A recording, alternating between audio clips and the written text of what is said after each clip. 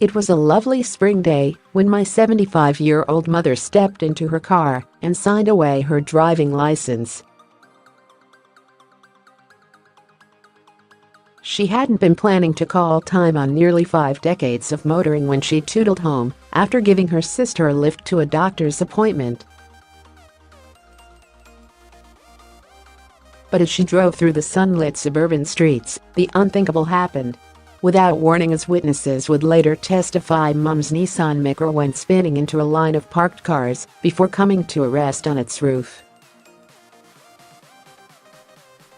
In the desolate days that followed, her prognosis was bleak.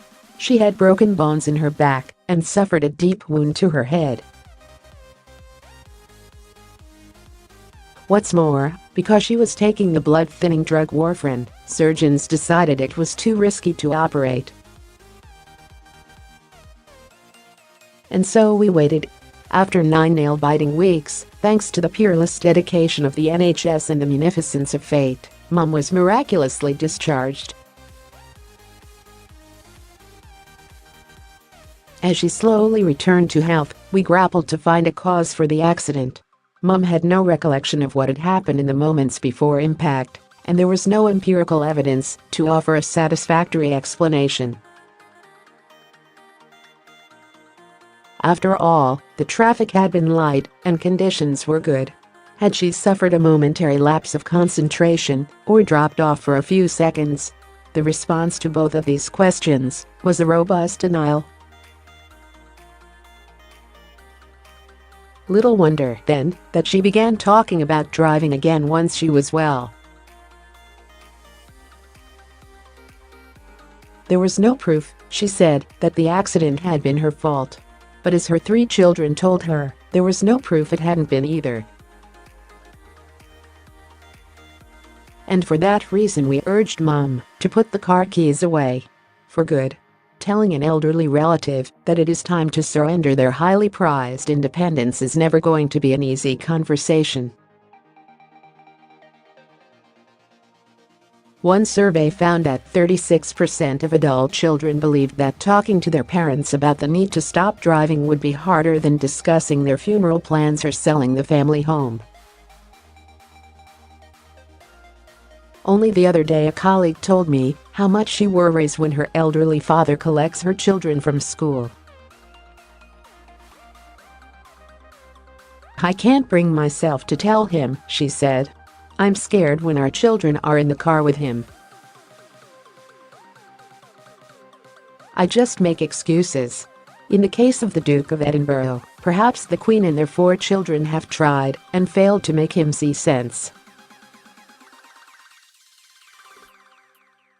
But since the 97-year-old royal is famous for his autonomy and steely implacability, it is hardly a surprise if their words, to paraphrase H.G. Wells, were bows and arrows against the lightning. Perhaps like many elderly drivers, being reminded of his mortality is something for which the seemingly indestructible Duke has no appetite. But there are other reasons some of we people with elderly parents may shirk from imploring their mother or father to stop driving. For one thing, if the parent agrees, there's a chance it'll be the offspring who weather the inevitable inconvenience, becoming a taxi service at a time when they want freedom. My own mother hated to bother us, preferring to take buses or taxis rather than picking up the phone. But I used to feel horribly guilty on the rare occasions she'd ask for a lift, and I was unable, owing to my own busy independent life, to oblige. Today there are some 4.5 million drivers over 70. That's not to say they shouldn't drive. Indeed, a study by Swansea University found that pensioners are no more dangerous on the road than other motorists.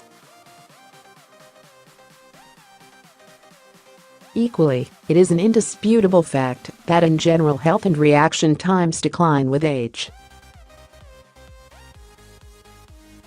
Of course, it would be easier if the state took the matter out of our hands with the introduction of a mandatory retest every year from the age of 70, if only to confirm rather than refute the fitness of an aging driver. At present, all British drivers need do is reapply for a license at 70. It's simply a case of filling out a form.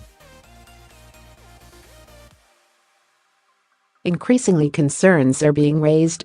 The road safety charity Break has this week called for fitness to drive regulations to be strengthened, with compulsory eyesight tests throughout a driving career, regular health checks for older drivers, and greater communication between the DVLA and the medical profession. I'd go as far as to recommend that drivers over 75 have so-called pensioner plates, if only to make other drivers more mindful of why the motorist in front seems frustratingly hesitant. We were lucky with my mother. Understanding our anxiety and extreme distress, she capitulated to our request.